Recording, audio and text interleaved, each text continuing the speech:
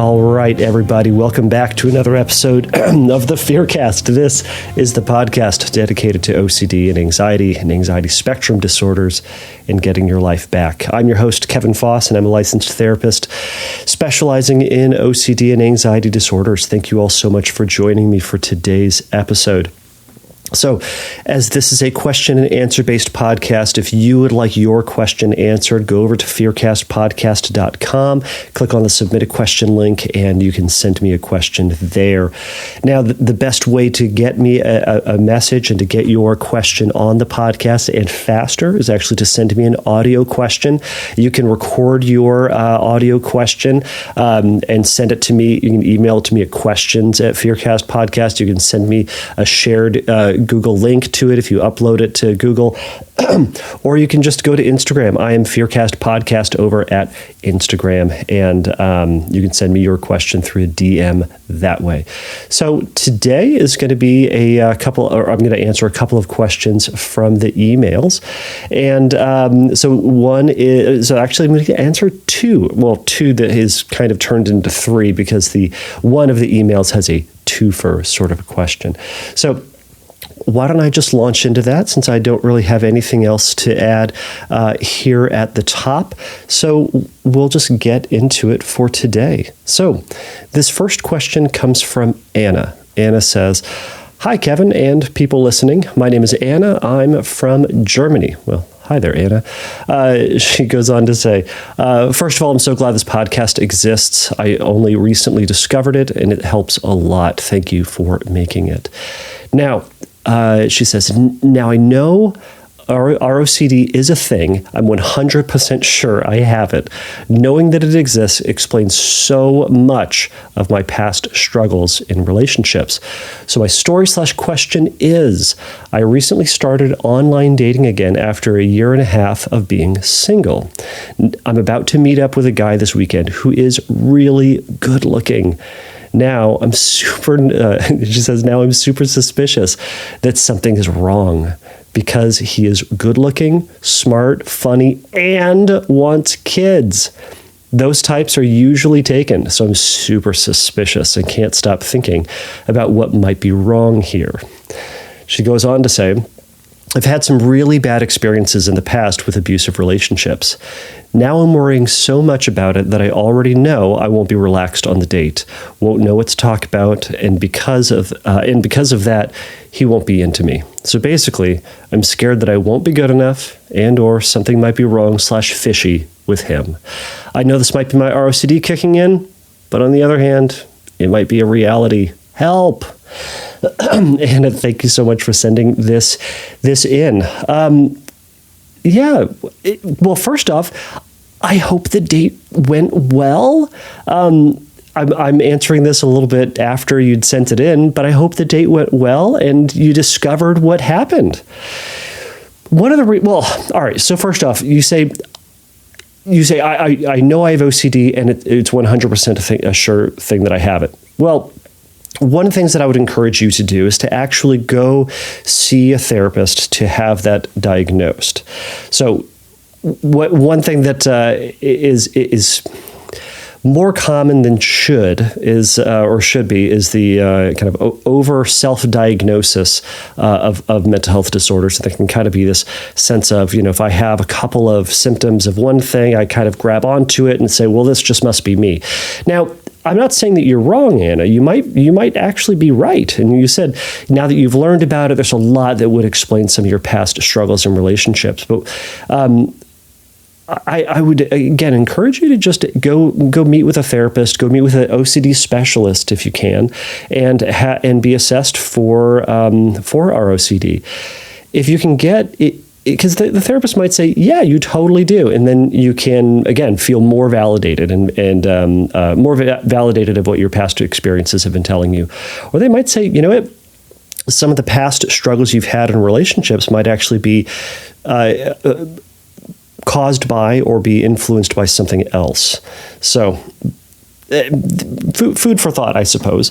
But your question then is, well, what do I do about this? Well, so with everything with OCD, we do need to sit with uncertainty. The reality is you have uncertainty about this relationship, and your brain knows that it has uncertainty about this date, about this thing that you're about to do. There's the reality about having real uncertainty. It's kind of it's just the reality that we don't have the information. We don't know what's going to happen. You're about to go on this date. It could go great. It could go weird. Before first dates, we all get those thoughts about, oh, how's it going to go? We could imagine, oh, maybe this is my last first date. We have the thoughts, maybe this is just going to be a horrendous, nightmare of an evening with a person with whom I'm going to share nothing. Anyways, it could go either way. In the face of uncertainty, our brain is going to insert something just to get some type of answer, some type of direction. And sometimes it's going to be helpful or grounded, and sometimes it's going to be complete left field, and sometimes it's going to be just completely fraught with anxiety and terror in the worst case scenario. So it sounds like your brain is filling in this uncertainty, this natural uncertainty, with something terrible. So it's also helpful for us to all know and kind of anticipate where our anxieties are going to lead us.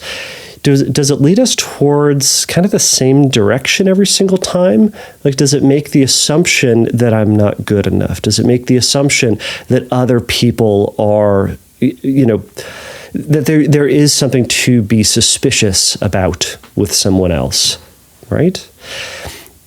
You commented that you've had really bad experiences in the past with abusive relationships. So there might be a key in that. And I wonder if your brain here is taking some of those past experiences and attributing them to this date, this uncertainty. So not first, I guess I've been talking a lot about this, but either way, I'm sorry you've had to go through those abusive relationships and you've had those bad experiences.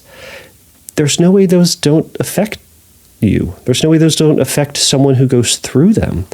And I would really suspect that there's something having to do with those bad experiences, with those abusive relationships, as it is then informing this situation. That would definitely be something to help or to unpack with a therapist as you go in to get a diagnosis for ROCD. Chat about these past relationships and what's happened, and maybe working on some of that and addressing the leftover impact on you and your life would be helpful as you move forward in these new relationships. Now, of course, you may have already done that. I don't know. I'm going with what you just said in the email. But if you haven't, definitely go check it out. Definitely talk about and process through some of this stuff as they, I would say, are related. So we can think about then, let's say your brain is just taking those experiences. You've had that experience. You've probably heard stories from other people about terrible relationships or terrible first dates, and people being sketchy. Maybe this person's just lying or catfishing you or whatever it might be. You hear those stories, and in the face of this uncertainty, your brain's going to fill it in with just stuff. And with enough stuff just kind of piled in just the right way, it kind of rises to the level of, relevant. It rises to the point of maybe feasible, right? And I wonder what evidence your brain is producing to say that you won't be good enough. Where is that coming from?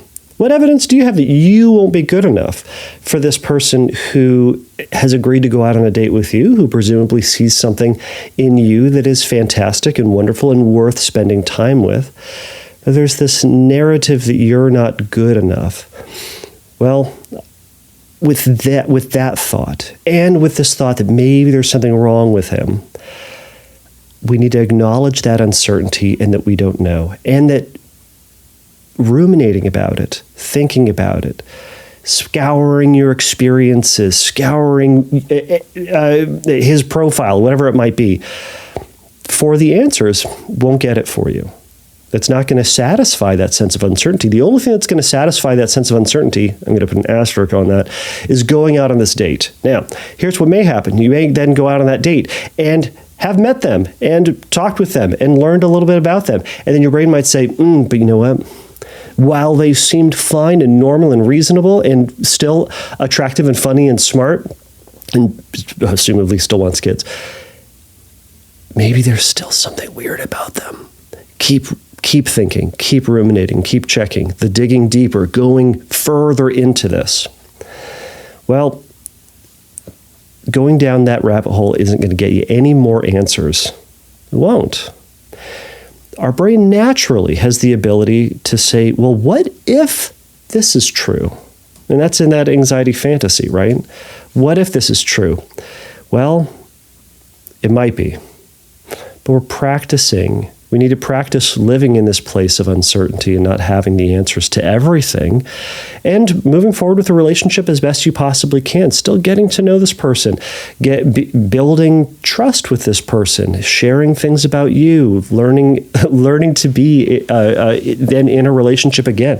After a year and a half of being single, it takes time to then figure out how to be in a relationship again, right? Or just how to date someone again. But I love your comment, or I love the last sentence you had. I know this might be my ROCD kicking in, but on the other hand, it might be a reality. Yes. It might be a reality, and it might be your ROCD kicking in, and it might be your ROCD grabbing onto something that is, well, uncertain. So we'll see. We'll see is a great response to situations like this. In this situation where you don't know, further thinking about it, ruminating about it won't get you further down down towards an answer. We're going to leave this up to future you's problem, and you will discover it when you're there. But you're going to put the ruminating, the active rumination, the active considering and scouring to the side and go out on the date. When your brain tries to pull you back in, you're going to say, you know what? We'll see. I'll see when I get there. And then you'll know. And then check to see how your brain is going to try to suck you back into this fight. So, and I'm going to leave you with that. And hopefully the date went well. Hopefully that's your last first date, if that's what you're hoping for. All right, so I'm going to move on to the next question or questions. So this comes from Jackson. So Jackson says, thanks for the great podcast, Kevin. I have a two-part question for you. Number one, I've heard some OCD therapists share the view that long-term persisting depersonalization and derealization symptoms might actually be a form of hyperawareness, aka somatic or sensory motor OCD. Can you share your views on this? So when you sent this question in, I had not been aware that some people had drawn this comparison. So I don't have a whole lot to share on it. So depersonalization and derealization symptoms. Well, I guess I have some thoughts on it. So depersonalization and derealization, those are really uncomfortable experiences for some people, where they can feel kind of out of body. They don't feel themselves. They can kind of feel fuzzy-headed, lightheaded, in a fog. They can feel like that they are like kind of someone else. They feel disconnected from other people, the world around them, from themselves, from their own experiences. And these can develop kind of on their own. They can develop as in response to trauma or other kind of difficult big emotions. And they can be really frustrating for a lot of people, and they can be really scary as well to wonder, what is happening to me? Why do I feel this way? Now, we can separate that from hyperawareness. We've talked a lot about hyperawareness on the podcast. Hyperawareness OCD is OCD about bodily sensations, your awareness of things around you. So for a lot of people, it can be a hyper focus on a physical sensation. So, I'll finish my sentence. The physical sensation. and your senses. It can be noticing your blinking, noticing your breathing, noticing the sound of your own chewing. It can be a hyper-awareness of your own thoughts and the fact that you're thinking. It can be hyper-awareness of of sounds around you. One thing that really separates depersonalization and derealization from hyper-awareness OCD is the compulsive component to it.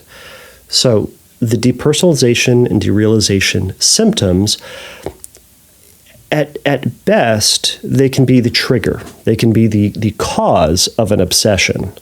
The obsession might then be, what if this feeling never goes away? So you can, I would say, I wouldn't say it's a form of hyper-awareness, but I would say it would certainly fit within a trigger and something that OCD can grab onto as something to obsess about and to ruminate about, is this feeling going to go away? How do I fix this? What does this mean for me? And other compulsive behaviors as a way of managing the anxiety surrounding the experience of depersonalization and derealization. The treatment for both, in most cases, are going to be letting go of the responsibility over that feeling and kind of taking the awareness of that feeling kind of in stride, not as a problem or as something, or as an adversary or something that needs to be fixed, but something it's kind of a phenomenon, something that you are experiencing, to know that you are feeling disconnected from yourself, that your head is kind of in a fog that day, that you are feeling you are hyper aware, or that you are, hyper disconnected, I suppose. But to pull yourself away from trying to fix it or to figure it out, but to kind of treat it as just something that's happening in the here and the now, and reminding yourself that feeling is eventually going to pass, because it always does.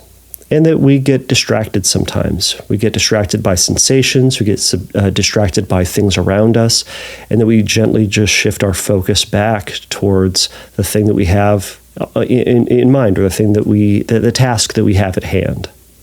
And continually practicing this process of letting go of this fixing, this urgency. And I wouldn't say letting go of the feeling. It's not letting go of the feeling of it. It's letting go of your active participation in it. When we let go of rumination, it doesn't necessarily stop the feeling. No, let me go back on that. It doesn't stop the feeling. If you're doing it and the feeling, or if you're doing it to get rid of the feeling, that would be a compulsion. But we're letting go of your participation in it, and it's a gentle shift back to your life. So I feel like I had something else that I wanted to add to this, but I will not at this time.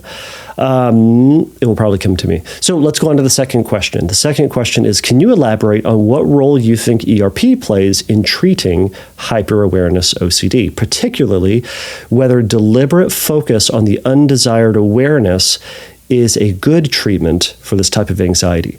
So to this, ERP, I think, does have a role for hyperawareness, and there's going to be a lot of disagreement with me on this, and that's totally fine. However, I think ERP can play a great role in this, but it sounds different than typical treatment for OCD. Remember, for typical treatment for OCD, we are going to be focusing on the stimulus, the trigger, the thing itself. However, for hyperawareness and somatic OCD, the stories are a little bit different, and the direction of focus is a little bit different. So instead of focusing on ostensibly the trigger, which might be the sound, it might be the feeling, it might be your blinking or your breathing or your heartbeat or whatever it might be. Instead of focusing on those sensations, instead for exposure, we're focusing on the meaning of that and the fear about what's going to happen because you're hyper aware of it, because your attention is too much on it. Does it mean that you're never going to be focused again? Are you worried that it's going to ruin your relationship? Are you worried that it's going to get in the way of you being able to have a successful career? Are you worried that you're never going to be present again, and you're never going to be fully connected to other people again, right? that is the fear to address. Because that's oftentimes what the meaning of it, or what the story is for a lot of people. So for ERP, I think, ERP for hyperawareness OCD is incredibly important in terms of writing scripts and addressing that fear and saying and addressing the uncertainty about what the future is going to be. However, the deliberate focus on the undesired awareness is not going to help. If anything, it is going to produce more. Well, all right, I'm probably going to go back on myself for this, but you're already focused on that sensation. Usually that is the compulsion. Oftentimes people are hyper-focused, are hyper-aware of that sensation because they're trying to check if it's still there. How much is it there? Is it changing?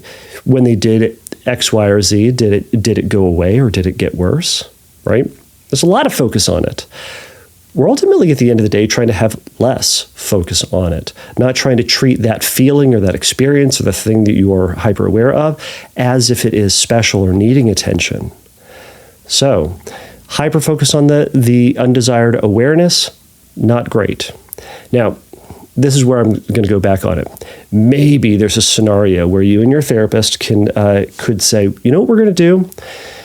We are going to focus on the feeling or the sensation just to practice response prevention. We're going to be aware of the feeling so that you can practice resisting, monitoring, this sounds so bad, resisting, evaluating and criticizing it. Maybe we're going to practice openness and acknowledgement of it. Maybe self-compassion alongside that feeling.